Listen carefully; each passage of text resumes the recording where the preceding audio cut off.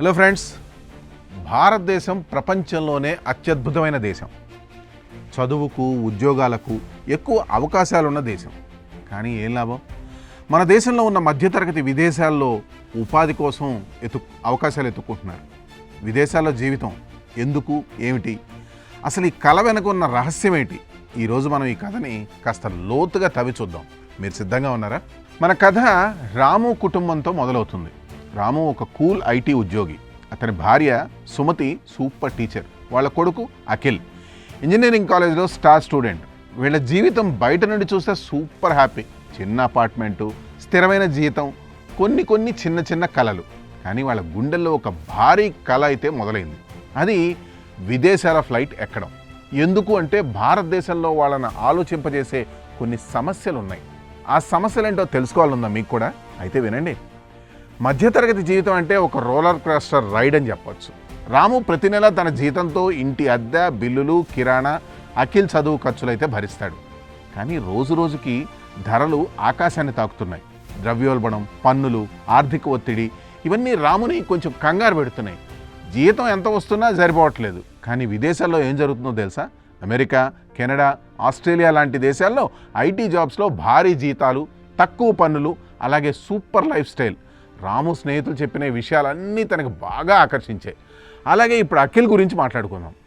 ఈ యువ హీరో కాలేజీలో విదేశీ యూనివర్సిటీ బ్రోచర్లను చూస్తూ కలలుగంటున్నాడు. ఎందుకంటే భారతదేశంలో ఇంజనీరింగ్, మెడిసిన్ లాంటి కోర్సుల్లో సీట్ల కోసం భయంకరమైన పోటీ ఉంటుంది.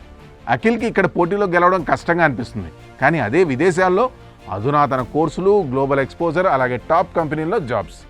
అమెరికాలో ఎంఎస్ డిగ్రీ, ఆస్ట్రేలియాలో రీసెర్చ్ ప్రోగ్రామ్, లేదా కెనడాలో టెక్ జాబ్. అఖిల్ కళలు ఆకాశాన్ని అంటుతున్నాయి.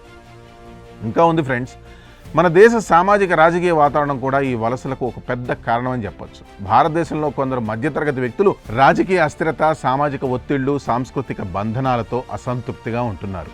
విదేశాల వాళ్ళకి స్వేచ్ఛ, సమానత్వంతో పాటు స్థిరమైన జీవనాన్ని ఆఫర్ చేస్తున్నాయి. అక్కడ వాళ్ళు స్వేచ్ఛగా ఉండొచ్చు.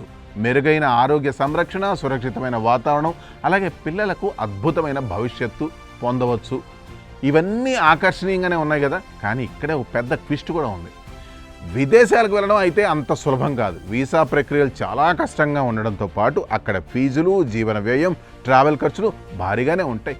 కొత్త సంస్కృతి, కొత్త వాతావరణంలో సర్దుబాటు చేసుకోవడం కూడా ఓ పెద్ద సవాలని చెప్పొచ్చు. అయినా రాము, సుమతి, అఖిల్ లాంటి వాళ్ళు ఈ సవాళ్ళను ఎదుర్కొనేందుకు సిద్ధంగా ఉన్నారు. వాళ్ళు తమ భారతీయ సంస్కృతిని గుండెలో దాచుకొని కొత్త దేశంలో కొత్త జీవితాన్ని ప్రారంభించడానికి రెడీగా ఉన్నారు. ఈ ధైర్యం మిమ్మల్ని కూడా ఇన్స్పైర్ చేస్తోందా? ఈ కథ ఒక కుటుంబాన్ని మాత్రమే కాదు, లక్షలాది భారతీయ మధ్యతరగతి కుటుంబాల కలల కథ. వాళ్ళు విదేశాలకు వెళ్తూ మంచి అవకాశాలను అందిపుచ్చుకుంటున్నారు. కానీ భారతదేశాన్ని అయితే మర్చిపోవట్లేదు.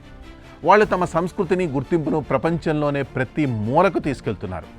ఈ యాత్రలో వాళ్ళ ఆశలు, సవాళ్ళు, విజయాలు మనకందరికీ మంచి స్ఫూర్తినైతే ఇస్తాయి. మరి మీరేం ఆలోచిస్తున్నారు? ఈ కథ మిమ్మల్ని ఎలా ఇన్స్పైర్ చేసింది? కామెంట్స్లో చెప్పండి ఫ్రెండ్స్.